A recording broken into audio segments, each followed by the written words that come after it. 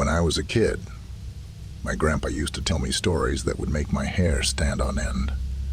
He wasn't one for fairy tales or fables. His stories were raw and real, each word a reminder of the dark mysteries lurking in the world. But there was one story he told me that I can never forget. A story about his encounter with a shape-shifting witch in the Great Smoky Mountains. It was the summer of 1973 when Grandpa and his friends decided to go camping in the Smokies. Back then, the mountains were a wild, untamed place, far removed from the bustling trails and visitor centers we see today. They were young and reckless, seeking adventure and a break from the monotony of their small-town lives. The group was made up of Grandpa, his best friend Tommy, and two other buddies, Earl and Frank. First few days were idyllic, filled with fishing, hiking, and campfire stories. But on the fourth night, something changed. The air grew heavy, and an eerie silence settled over their campsite. Even the usual sounds of the forest, the chirping of crickets, the rustling of leaves, seemed to vanish. It was as if the entire forest was holding its breath. That night, as they sat around the campfire, Grandpa noticed a pair of glowing eyes, watching them from the darkness. At first, he thought it was a wolf or a bear, but the eyes were too high off the ground. They hovered in the air, slowly moving closer. He nudged Tommy, who was sitting next to him, and pointed to the eyes. Tommy's face went pale, and he whispered for everyone to stay quiet. The eyes disappeared, but the feeling of being watched lingered. They decided to turn in early, hoping that the morning light would chase away their fears. Grandpa and Tommy shared a tent, while Earl and Frank took the other. As Grandpa lay there, he couldn't shake the feeling that something was terribly wrong. He tried to sleep, but every rustle outside their tent made his heart race. Around midnight, Grandpa heard a soft, melodic humming. It was a woman's voice, sweet and soothing, drifting through the forest. He sat up, listening intently. Tommy was awake too, his eyes wide with fear. The humming grew louder, closer, until it was right outside their tent. Suddenly, the zipper of their tent began to slide open. Grandpa grabbed his flashlight and shone it towards the opening. Standing there was a woman, her long black hair cascading over her shoulders, her eyes glowing, an unnatural shade of green. She was beautiful. There was something off about her, something sinister. "Come out," she whispered, her voice like silk. "I won't hurt you." But Grandpa wasn't fooled. He could feel the malevolence radiating from her.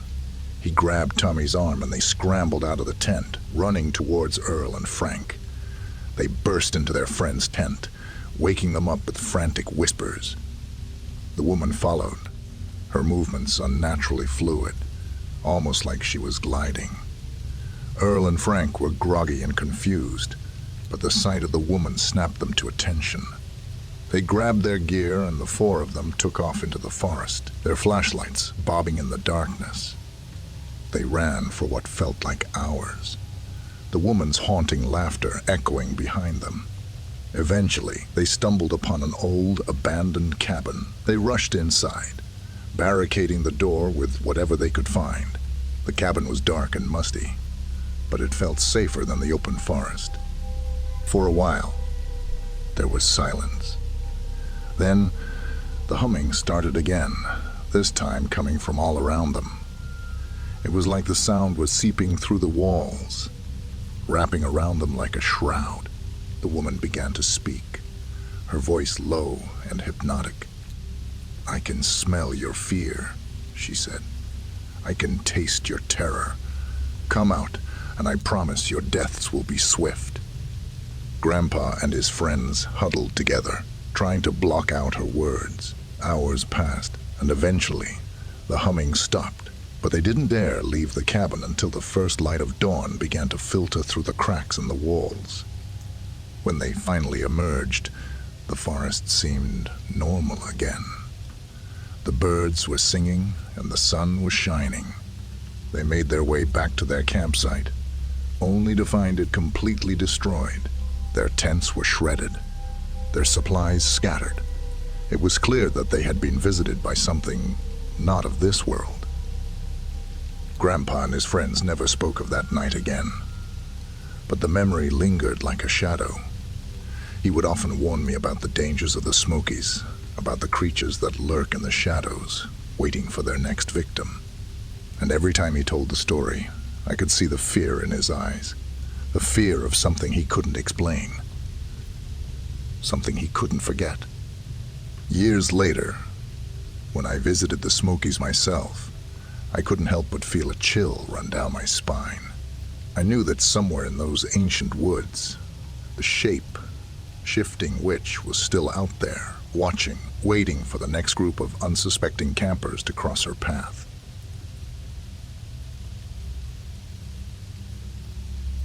During the pandemic, my family and I desperately needed a break from the monotony of quarantine, so we decided to venture out to the forest on a quiet weekday.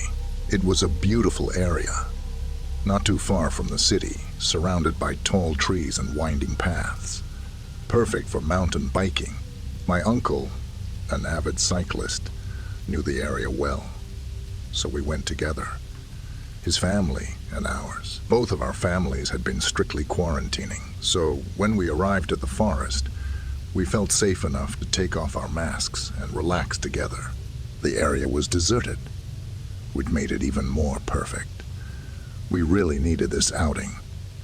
My 4-year-old cousin Lily was playing happily when, all of a sudden, she stopped and hid behind my mom, staring intently at the trees.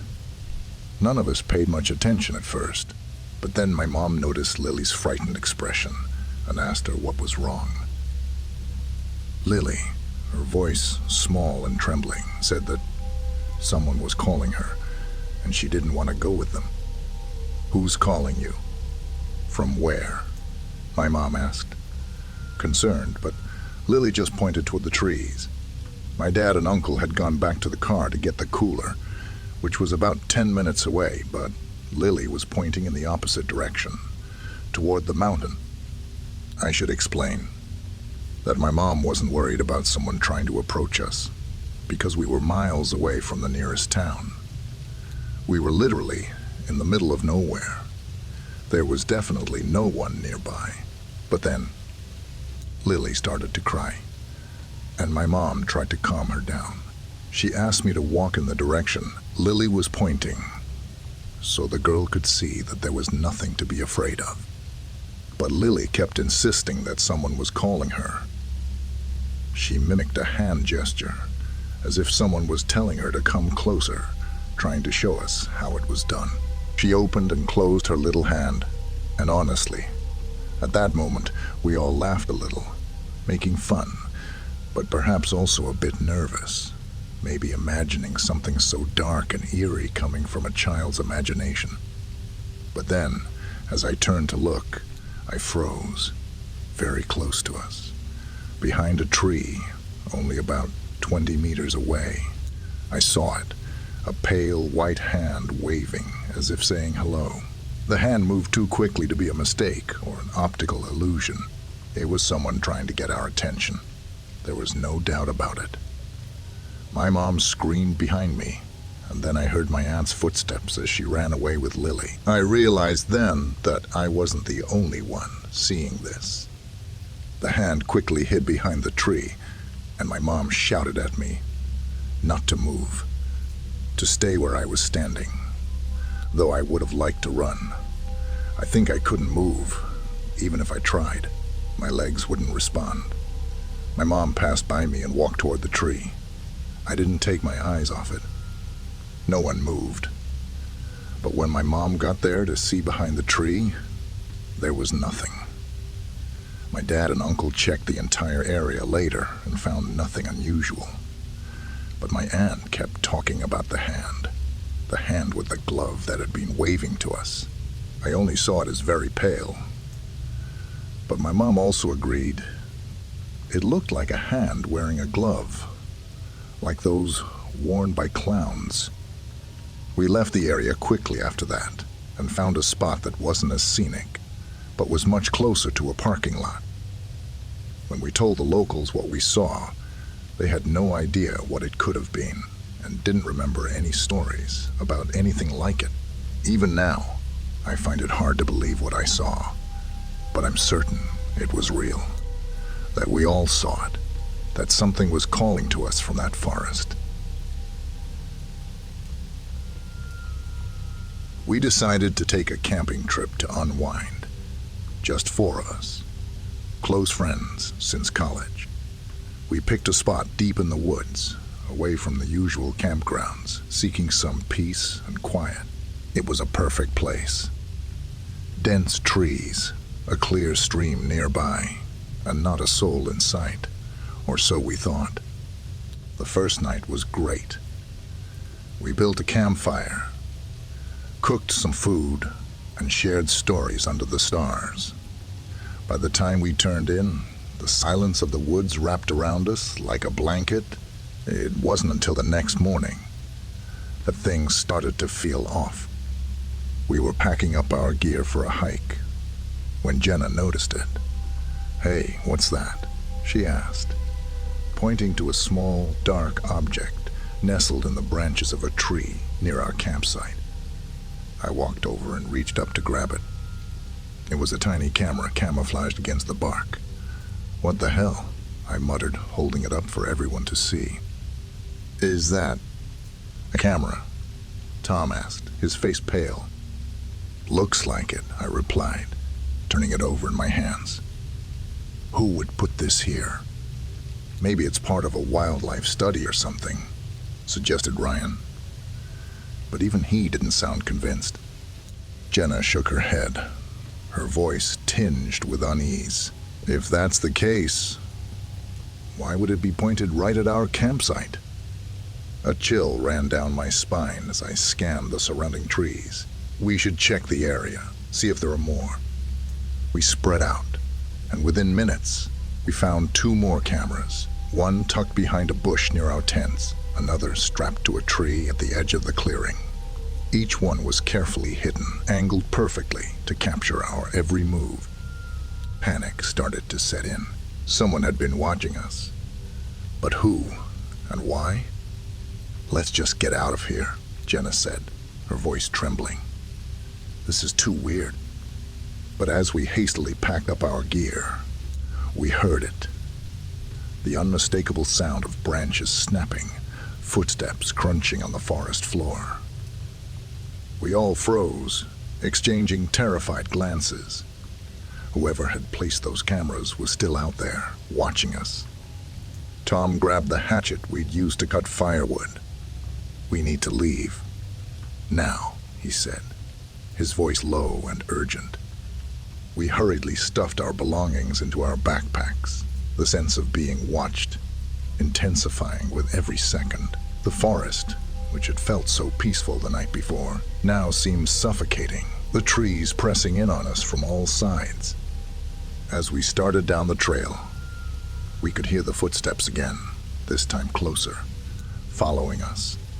We quickened our pace, but no matter how fast we went, the footsteps matched us, always just out of sight. "Stop!" Jenna suddenly cried, pointing ahead. We all skidded to a halt. Another camera was strapped to a tree directly in front of us, aimed right at the trail as if anticipating our escape route. "This is insane," Ryan muttered, his face pale. "What the hell is going on?" Before anyone could answer, a low, sinister laugh echoed through the trees. We turned, searching for the source, but the woods were empty, at least as far as we could see. Without another word, we broke into a run. The footsteps behind us grew louder, faster, the laughter following us like a predator. I didn't dare look back. We burst out of the woods, finally reaching the dirt road where our cars were parked. But when we got there, our relief turned to horror. The tires on all our vehicles were slashed, windows shattered. We piled into the least damaged car, praying it would still start. Miraculously, it did. We sped down the road, hearts pounding, not stopping until we were miles away. We never found out who had been watching us or why, but we're grateful that we managed to escape. When I was around 10 or 11, I used to spend my summers at my grandparents' house. They lived in this big old house with a vast forest right behind it. The place was perfect for a kid looking for adventure. My friends and I, along with my younger brother, would spend hours playing in those woods, building forts, and pretending we were explorers. But one summer, something happened that changed how we saw that forest forever. It was a sweltering afternoon, the kind where the air feels thick and sticky. We were deep in the forest, lost in some game, when, out of nowhere, we heard a baby crying. At first, it was faint, like it was far away, but it quickly grew louder. We paused, looking at each other with puzzled expressions. Who would leave a baby out here in the middle of the woods? "Did you hear that?" my friend Jake asked, his face pale. "Yeah," I replied, glancing at my younger brother, Sam, who looked just as confused. None of us had a clue what to do. So we did what any group of scared kids would do. We ignored it and kept playing, but the crying didn't stop. It grew louder, more desperate, until we couldn't take it anymore. We bolted back to the house, our game forgotten. The next day, curiosity got the better of me. Around noon, I ventured into the forest alone, retracing our steps from the day before. As the clock struck 12, the crying started again, just as loud and heart-wrenching as before. This time, there was no one around to distract me from the sound. It drilled into my head, giving me a pounding headache. I felt this overwhelming urge to find the source, but something held me back. A gut feeling told me to stay away. I ran back to the house and told my mom what had happened. She brushed it off, saying I'd been watching too many horror movies. "It's just your imagination," she said, but I knew it was real. Determined to prove I wasn't just seeing things, I gathered my two best friends, Jake and Ben, and Sam the next morning. We decided to go into the forest before noon and wait. We brought flashlights, even though it was broad daylight, and sticks, thinking we might need them for, well, who knows what. We reached the spot where we'd heard the crying before and waited. Noon came, and right on cue, the crying started again. This time, it was louder, more intense. My heart pounded in my chest as I exchanged nervous glances with my friends. Ben, the bravest of us all, decided he'd had enough. "Stop it," he shouted, his voice cracking slightly. "In the name of Jesus Christ, stop it." The crying cut off immediately. The sudden silence was deafening, pressing in on us from all sides. We stood there, frozen, listening to the eerie quiet that followed. It felt like the entire forest was holding its breath. After what felt like an eternity, we turned and ran back to the house, not stopping until we were safely inside. None of us wanted to admit it, but we knew something unnatural was in those woods. It wasn't a lost baby, or even a prank. It was something else, something that wasn't human. From that day on, we never went back to the forest. We'd find other places to play, but we always stayed close to the house. Even now, as an adult, I get chills thinking about that summer. I've read about spirits and supernatural occurrences, and I can't help but wonder what would have happened if we'd stayed in the forest that day. Whatever was out there, It was something beyond our understanding. Something that made sure we'd never forget the fear it instilled in us. And to this day, the sound of a crying baby makes my blood run cold. When I was a senior in high school, about 7 years ago, I had this one class that everyone looked forward to, not because it was particularly interesting, but because of the teacher. Mr. Harrison was quirky, to say the least. He was in his late 30s, had a thick mustache that made him look like an extra from a 70s cop show, and always wore these ridiculous bow ties. But what made him really stand out were the stories. Mr. Harrison had a story for every occasion. Some funny, some weird, and a few downright creepy. One particular story stuck with me. He told us about an oasis in the woods, not too far from our school. According to him, there was a clearing with dunes and a small beach. It sounded like something out of a dream or a lie. Naturally, we were skeptical, but curiosity got the better of us. One afternoon, we pulled up Google Maps in the library, and sure enough, there was a suspiciously clear area in the dense woods about 5 miles from school. That was all the motivation we needed. After school, my friends, Mark, Jason, Sarah, and I decided to find this so-called oasis. We convinced Mark's mom to drop us off near the forest, telling her we were going to visit a friend's house nearby. She bought it, and we were on our way. The forest was a mess. Trash and debris were strewn everywhere, making it feel more like a dumping ground than an untouched sanctuary. We followed the path we'd mapped out, trudging through the overgrown underbrush, swatting at mosquitoes and trying to avoid poison ivy. About an hour into our trek, we heard it, a dog barking viciously. It was distant at first, but as we got closer to the supposed clearing, the barking grew louder and more aggressive. We were all on edge. The idea of a stray dog in the woods was unsettling, but we pressed on, more curious than afraid. We finally reached the clearing, but it wasn't an oasis. In the middle of the clearing stood a makeshift building, barely holding together with sheets of plywood. Above the door was a giant animal skull, adorned with twisted horns. The barking was deafening now, coming from inside the building. I pulled out my phone to take a picture, thinking nobody would believe this otherwise. That's when we heard it, a voice, angry and raw, shouting at us from near the structure. I froze, the others too. We were paralyzed with fear, staring at each other with wide eyes. "Run!" I screamed, breaking the spell. We bolted back into the woods, adrenaline pushing us faster than we'd ever run. Branches scratched at our faces and arms. Thorns tore at our clothes. But we didn't stop. We couldn't stop.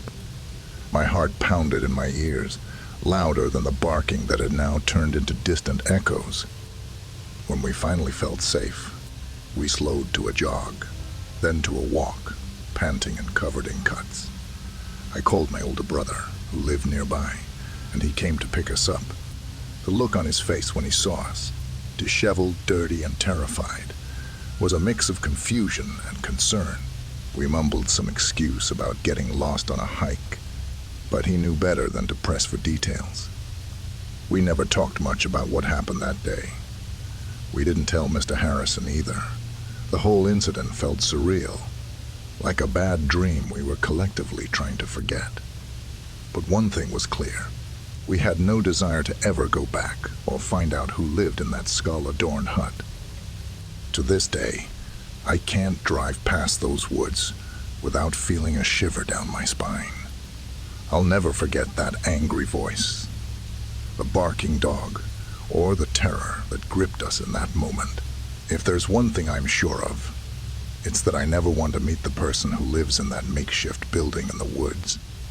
Some mysteries are better left unsolved.